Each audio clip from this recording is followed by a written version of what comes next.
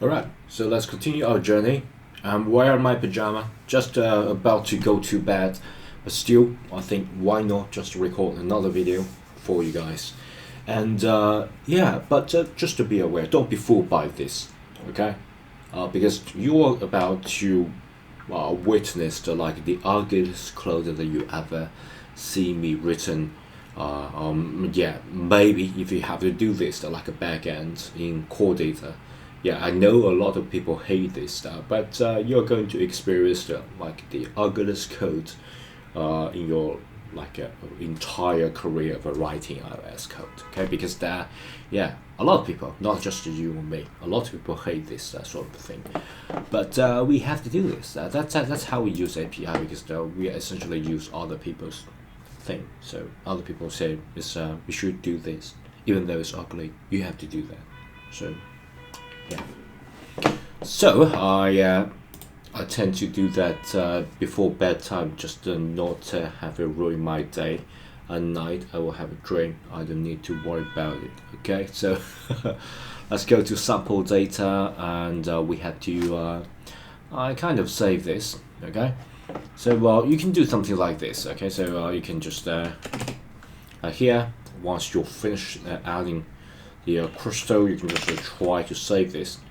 Okay, and I am going to write all this in code here. All right, because yeah, I don't want to do the manual typing. So what I'm gonna do is try to save this. Okay, so try content view, view context and save. Okay, pretty simple. So far, so good. Nothing to worry about. And then we can add more function here. So I think maybe here. So just as I finish saving the code, I'm going to add another function that actually save it.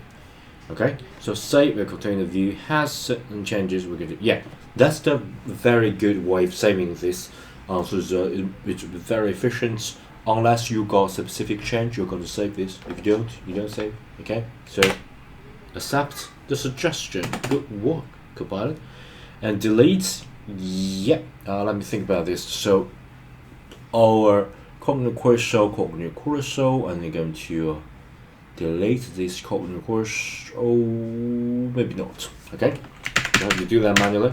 So what I'm going to do is this can be accepted, but I'm going to think about a specific object here, and that will be an as managed object.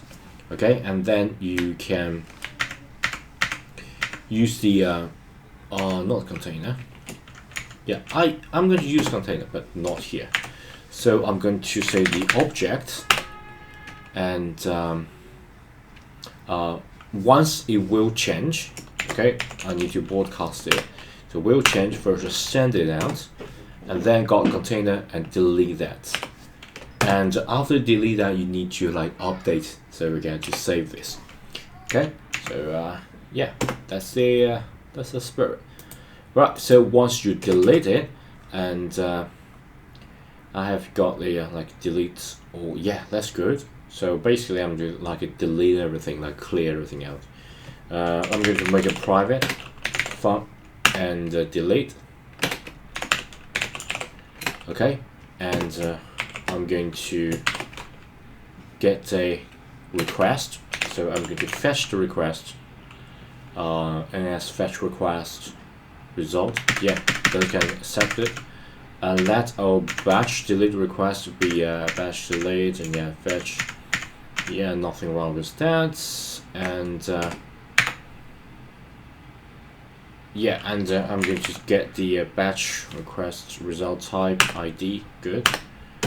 And if that we need to handle that deletion. Okay, so delete equals to, we can try this. Consider all the scenario, container view context, execute a specific delete batch delete request, and we have to say, yeah, we need to handle that batch delete, and then that changes equals to we need to find a specific key, any hashable array. We just need the ns delete key. So ns delete, ns delete object key. Let me equal that. So ns here, delete is object key, delete result as handle that a empty, yeah.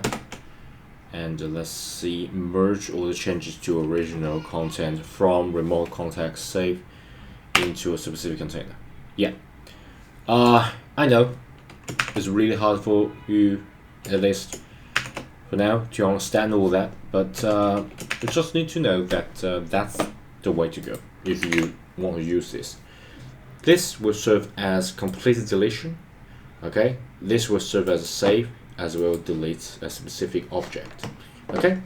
And don't worry, we will go through this one, and yeah, just be prepared. It's really ugly code. It's not handled gracefully, but you have to do this way. And let's dive in, okay? I know it's ugly.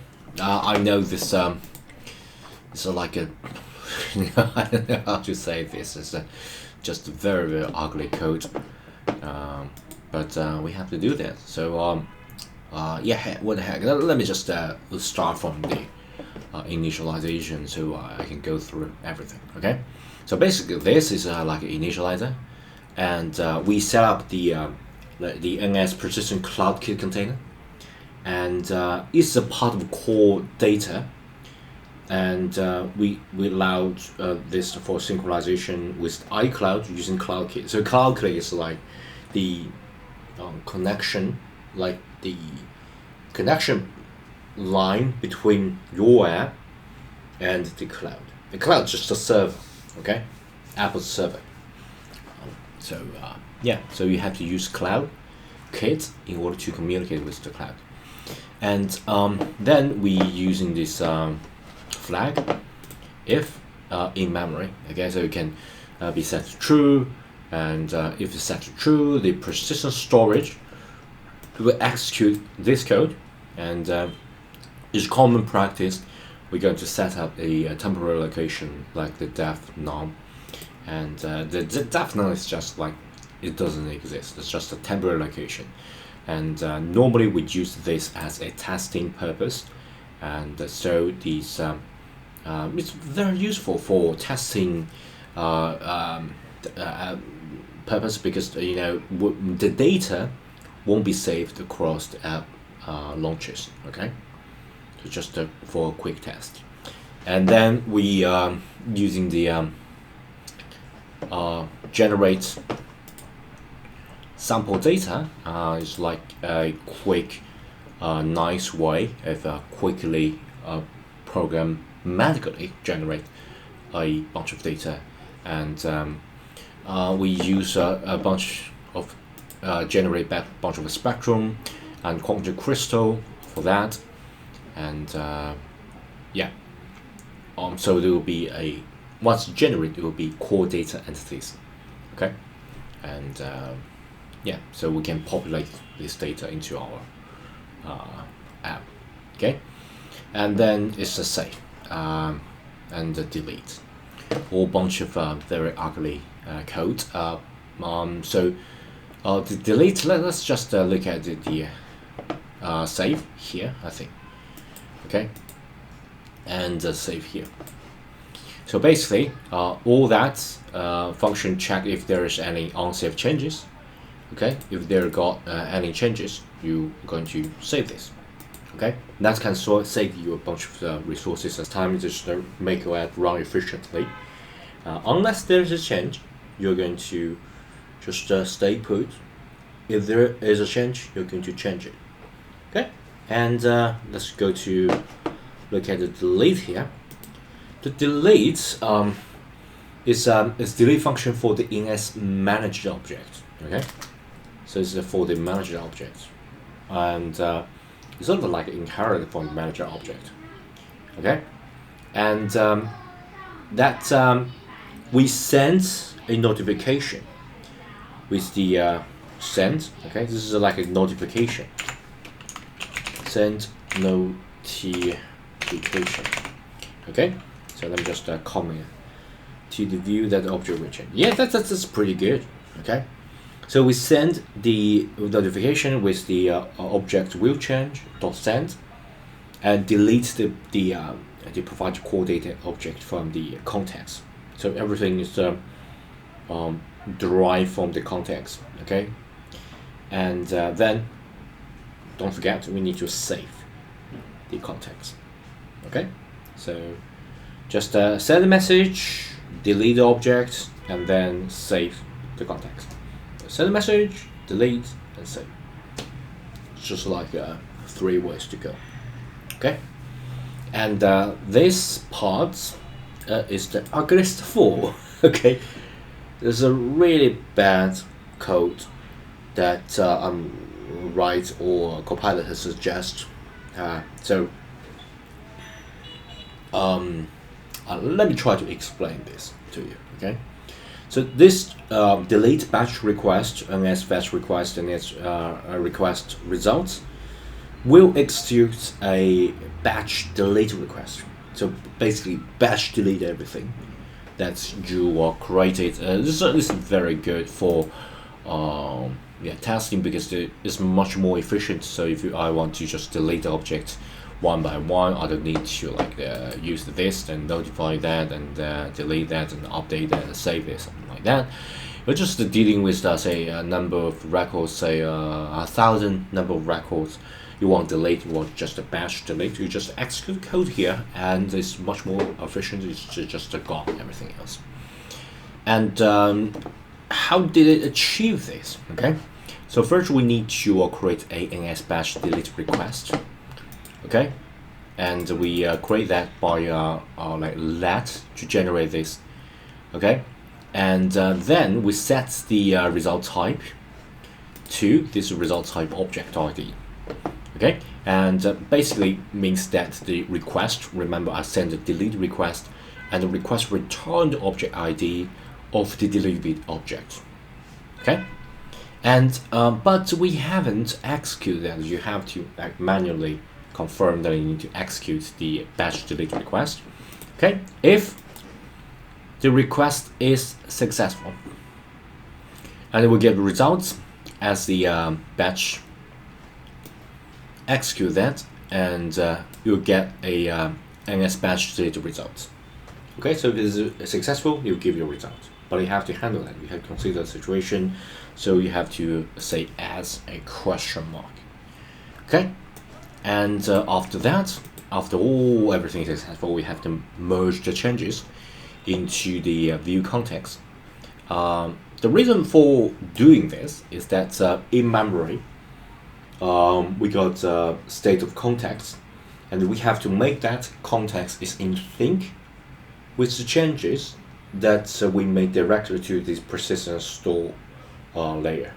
Okay, because you batch delete and you just affect the persistent store layer, and you have to merge what is show the changes in the view context. So we kind of like the in-memory state of context is in sync with the persistent layers context. So the memory and persistent layer got thing. It's ugly and it's not graceful at all. And if you don't Google this, if you don't search online for the best practice, or if you don't have the help of Copilot, it's very hard for you to write this way. So yeah, what can I say? Yeah, that's the kind of a conundrum about backend development, is that you have to write some of the code that you don't think is graceful, but you have to use that in order for your app to run. Okay, yeah. Alright, that's already 40 minutes, and that's pretty long. Yeah, let me check whether I need to add more things. If I don't need to add more things, I will see you in the next video. Yeah, I think I just need to actually execute this delete everything function. So I think I'm going to add it here. So I got mainly two things to delete. One is the crystal, like the cognitive crystal. The other is the spectrum, right? So let's add this func and delete all cognitive crystal. Yeah, fetch. We fire out an as fetch request. We got the results. We got this crystal fetch request, and then delete. I'm talking. Delete all the cognitive fetch. Yeah, good. So we got that, and we delete that. We got a spectrum. We got the spectrum. Yeah, delete. Yeah, nothing wrong with that. And don't forget, once you delete it, you need to save this. Okay, and that should do it. So, yeah, I think that's pretty much all in this let's things and var and all the thing. We can preview it. Okay, so I'm going to add a preview just before the init. So I'm going to make a static var, and then I'm going to say a preview. Data controller, yeah, good. Let our data controller in memory, yeah, passing true, and generate sample data. Yeah, we actually call that and return this data controller. Yeah, so we call that, we initialize that, we return it, so we can preview it. Yeah, nothing wrong with that. So I'm going to go back here, go to the actual project. Okay, and don't forget we need to yeah, actually like inject this thing to our content view as a environment object. Okay, so what I'm going to do is to I think it's not here, sorry, it's the app. Okay, I'm going to do the injection here. So dot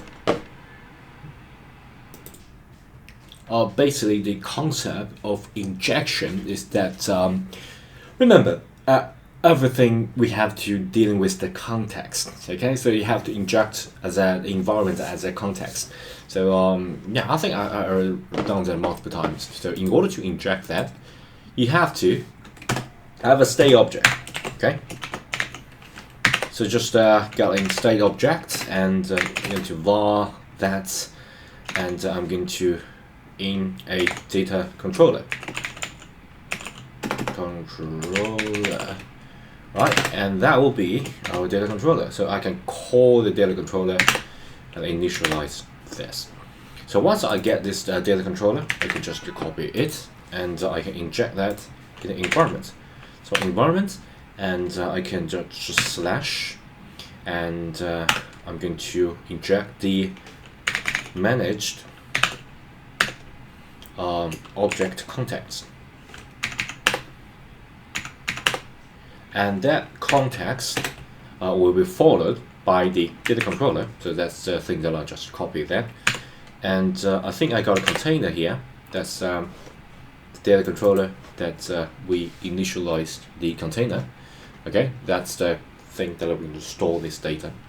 And then I'm going to got the dot context. Okay, so yeah. And of course, you're going to add the environment object as well. Sorry, environment object, and that will be passing the data controller, and that should do it. Okay. So yeah, sorry about that. I think it should be slash and then dot. Okay. So yeah, that should do it, and. Yeah, I think that's pretty much the coding part is ready. And don't forget to need to adjust the signing as well as capabilities. So we need to the first iCloud to work. The other is the background mode to work in order for synchronization and download the remote fetch notification to work. Okay, so you just need to switch on background fetch and remote notification as well as iCloud kit to work, and you can add a specific container. Right, right now just iCloud.com, like a I don't think this is good. It's like OM. Okay, I might just let me just delete this. Okay, let me just add that again. Okay, I'm going to add iCloud,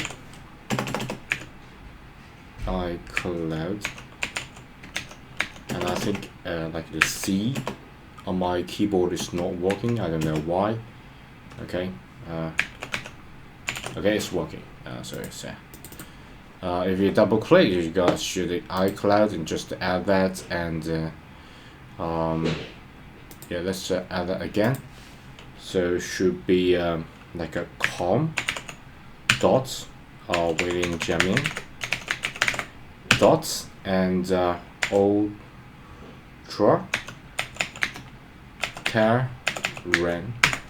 Right, so I think I just